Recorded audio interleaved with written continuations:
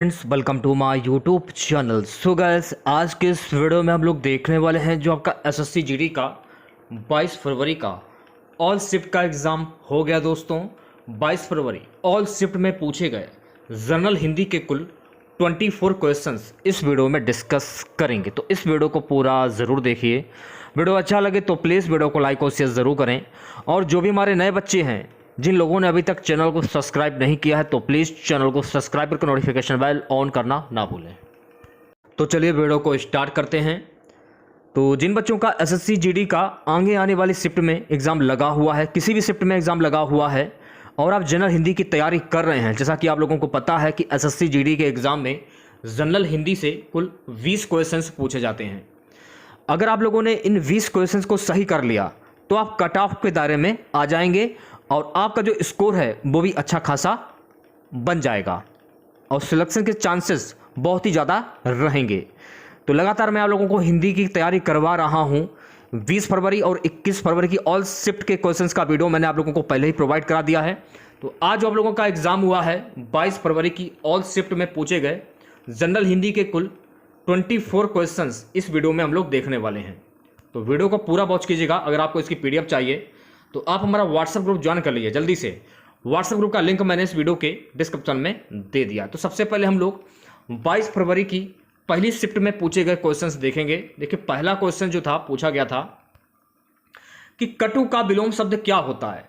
तो कटु का विलोम शब्द होता है मधुर। इसका उल्टा कर दीजिए, आपके समझ में आ जाएगा। जैसे कि मान लीजिए अगर ऑप्शंस में दिए जाएं, ऑप्शंस में कुछ भी पूछा जा सकता है, कहीं से कुछ भी दिया जा सकता है। सुगंधित हुआ, स्नेहपूर्ण हुआ, अधुले, निरुपम, सुहावना, आमोदपूर्ण, सुस्वादिष्ट, मनोहारी, प्रिय, आनंदपूर्ण, लोलुप, प्रतिपूर्ण, सख्त, अछंद, विनोदपूर्ण, स्निग्ध, आनंददायक, प्रीतिमय, अति रसीला। तो ये सभी शब्द जो है ना, ये कटु के पर्यायवाची शब्द हैं। तो इन्हें बार आप लोग देख लीजिए। पीडीएफ आपको देखिए व्हाट्सएप ग्रुप में मिल जाएगी, मैं बार बार बोल रहा हूँ, ज्वाइन कर लीजिए तुरंत। लिंक मैंने वीडियो के डिस्क्रिप्शन में दे दिया है। नेक्स्ट क्वेश्चन देखिए, पूछा गया था कि सौभाग्य का विलोम शब्द क्या होता है। देखिए, सौभाग्य का विलोम शब्द होता है दुर्भाग्य, यानी इसका उल्टा कर दीजिए, आपके समझ में आ जाएगा। बहुत ही सिंपल है। देखिए, अगला क्वेश्चन था, अगला क्वेश्चन पूछा गया 4 दिन की चांदनी फिर अंधेरी रात का मुहावरा क्या होता है। 4 दिन की चांदनी फिर अंधेरी रात, इसका मुहावरा होता है सीमित अवधि के लिए अच्छा समय। क्या होता है? सीमित अवधि के लिए अच्छा समय। मान लीजिए ऑप्शन में अगर आ जाए कुछ समय का सुख और फिर दुख आना, तो आप इस पर भी टिक कर सकते हैं। अगर ऑप्शन में दिया जाए कुछ समय की खुशी के बाद दुख तो आना ही है, तो आप इस पर भी टिक कर सकते हैं। ठीक है।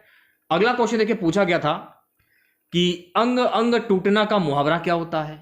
तो अंग अंग टूटना का मुहावरा होता है शरीर के सभी जोड़ों में दर्द होना। शरीर के सभी जोड़ों में दर्द होना। मान लीजिए अगर आपसे पूछ लिया जाए कि अंग टूटना का मुहावरा क्या होता है, ये भी तो पेपर में पूछा जा सकता है। तो अंग टूटना का मुहावरा होता है थकावट से बदन में दर्द होना। ये भी आप याद कर लीजिए।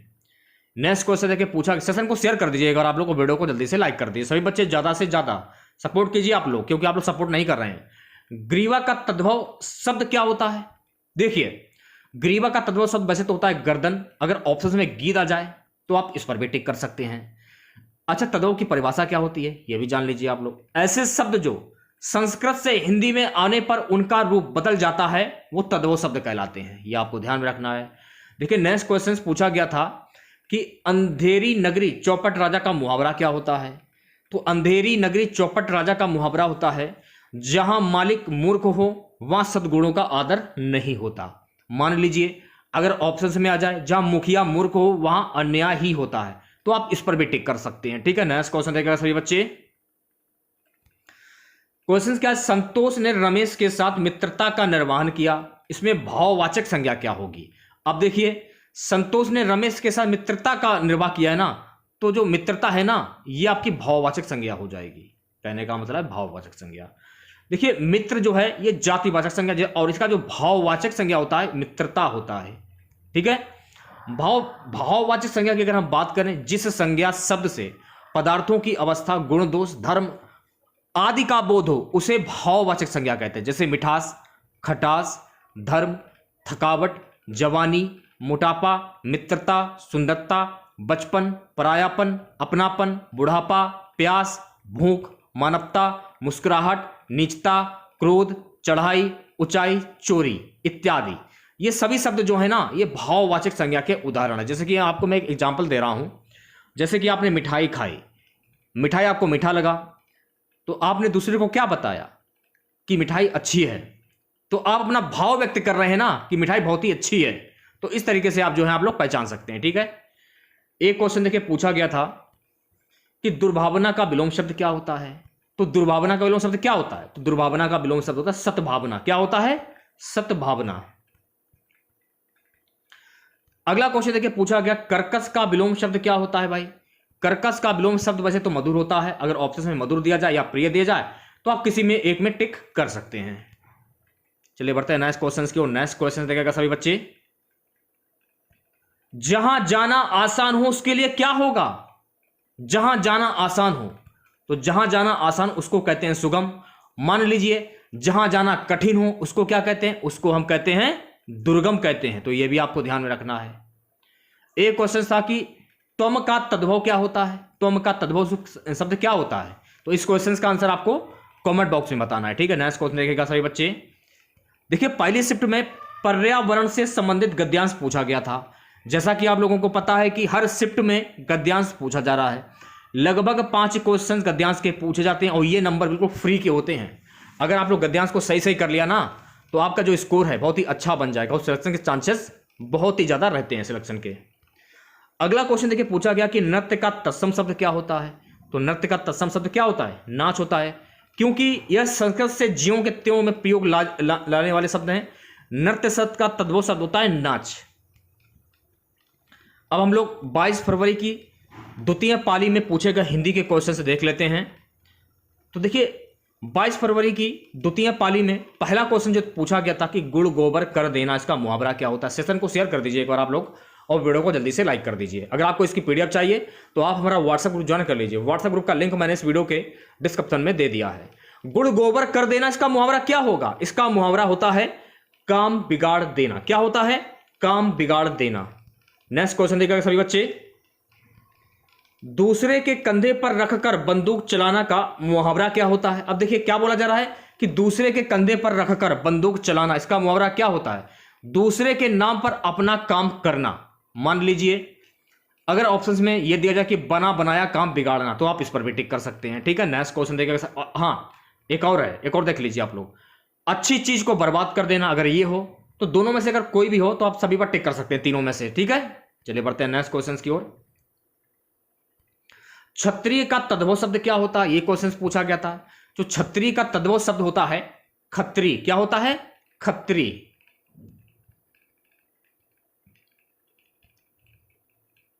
अगला क्वेश्चन पूछा गया था ओष्ठ का तद्भव शब्द क्या होता है? तो ओष्ठ का तद्भव शब्द होठ होता है और ओष्ठ का तद्भव होठ होता है। यह भी आपको ध्यान रखना है। ठीक है, नेक्स्ट क्वेश्चन देखेगा। देखिए बदमाश का विलोम शब्द पूछा गया था। हर शिफ्ट में देखिए पर्यायवाची से और विलोम शब्द से, पर्यायवाची से लगभग 3 क्वेश्चंस हर शिफ्ट में पूछे जा रहे हैं और विलोम शब्द से लगभग 4 क्वेश्चंस हर शिफ्ट में पूछे जा रहे हैं। चाहे 20 फरवरी हो या 21 फरवरी हो या फिर आज का पेपर हो, हर शिफ्ट में पूछे जा रहे हैं। तत्सम तद्भव वो भी देख कर जाइएगा आप लोग। ठीक है, तो बदमाश का विलोम शब्द क्या होता है? शरीफ होता है। मान लीजिए अगर ऑप्शन में शराफत दिया जाए तो आप इस पर भी टिक कर सकते हैं, किसी पर भी टिक कर सकते हैं आप लोग।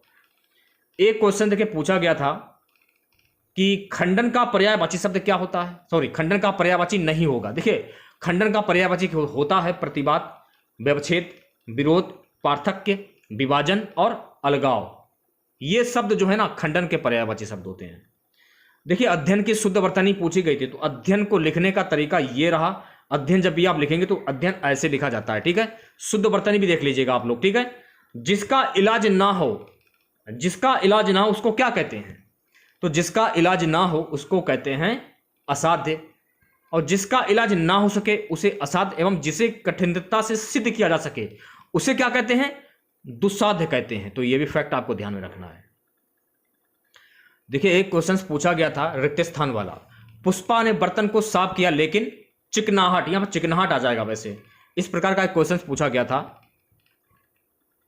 एक क्वेश्चन पूछा गया था, विशुद्ध का विलोम शब्द क्या होता है। अब देखिए ऑप्शंस में अगर दूषित हो या नापाक हो या मिश्रित हो या अविशुद्ध हो, तो आप इनमें सभी से टिक कर सकते हैं।